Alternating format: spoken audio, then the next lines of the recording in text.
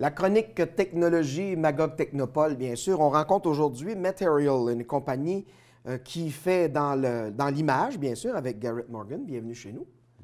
Alors, Garrett, on parle d'un produit assez particulier parce que si on regarde ce que vous avez apporté ici, ça ressemble étrangement à ce qu'on parle de réalité augmentée. Quand les gens font des jeux vidéo, exemple? Oui, ouais, c'est la même plateforme. Ça, c'est un casque, le nouveau casque de Oculus, le Oculus Quest. Ça coûte, c'est un système complètement intégré, ça coûte à peu près 500 $. Puis ça donne, c'est un système de réalité virtuelle tout intégré.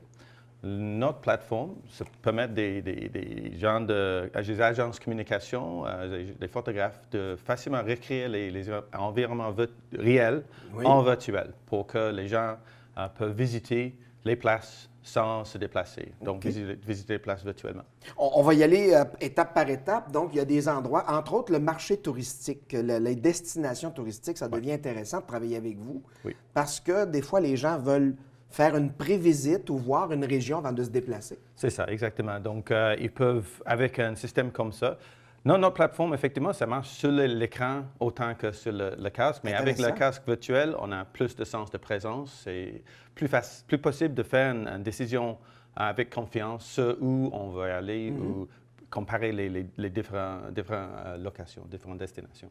Alors, dans une destination, donc, les gens vont utiliser ça, mais j'imagine surtout au niveau du patrimoine, visiter une ancienne maison. Je donne l'exemple ici, la maison Mary, qui pourrait éventuellement être visitée pour qu'on voit l'architecture. Ou ils peuvent même faire en virtuel des choses qui sont moins possibles avec le réel. Par exemple, faire des recréations historiques de personnages. Dans le même endroit, donc donnant un sens de présence vraiment réel d'être là, mais sans devoir déplacer, ou pour faire des expériences spécifiques d'un certain jour, un certain aspect historique. Au niveau du tournage, ça comprend quoi? Parce que pour que ça arrive là, d'abord des comédiens, exemple. Là, moi, je m'en vais jouer un personnage, je suis dans cette maison-là. Évidemment, on comprend que là, il y a toute une logistique du texte, un auteur. Je n'ai pas tout amené l'équipement, mais il y a des caméras spécialisées qui souvent sont ronds. Ils prennent l'image tout autour en stéréo, ça veut dire avec la profondeur aussi. Donc, quand on regarde avec le casque, on est capable on sent vraiment là. Donc, on est vraiment devant le performant, l'artiste. Et on peut suivre l'artiste qui se promène. Au niveau de l'immobilier, c'est un marché qui est assez intéressant aussi. Oui. Parce que souvent, les gens, avant une visite, on sait qu'on aime aller faire une visite physique, mais peut-être qu'on aimerait voir si le condo, la maison nous convient, la vue extérieure aussi. Mais qu'est-ce qui arrive, c'est avec un casque comme ça, on est capable de voir l'ampleur, la grandeur, la profondeur, autant que juste le visuel. Une évaluation réelle. Donc, ça donne, oui, exactement. Qu'est-ce qui arrive avec particulièrement avec les listings immobiliers? On voit que les photos sont faites vraiment professionnelles. Ça donne une image, puis quand on arrive sur place, c'est pas du tout la même affaire. Oui, l'angle. Exactement. L'angle est trop large, des fois. Ou la cuisine est trop petite.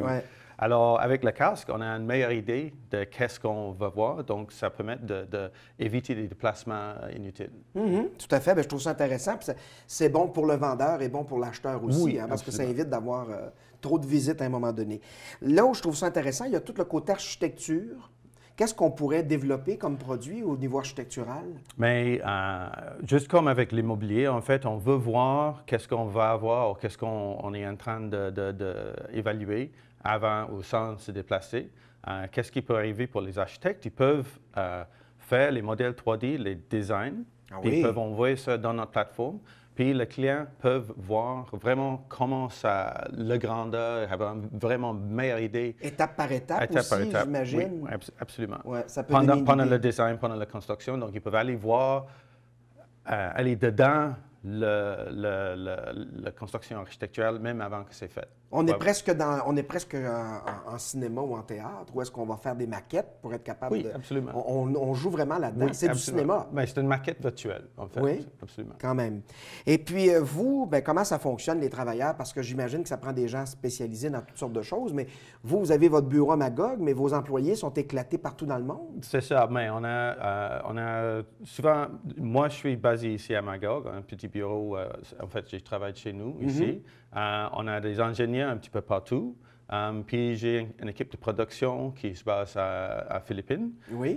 Alors quand les compagnies veulent utiliser la plateforme, d'habitude ils utilisent un photographe avec un appareil. Ils peuvent utiliser n'importe quel appareil, mais souvent ils utilisent un appareil spécialisé. Puis ils vont faire le tournage de photographie dans le bâtiment.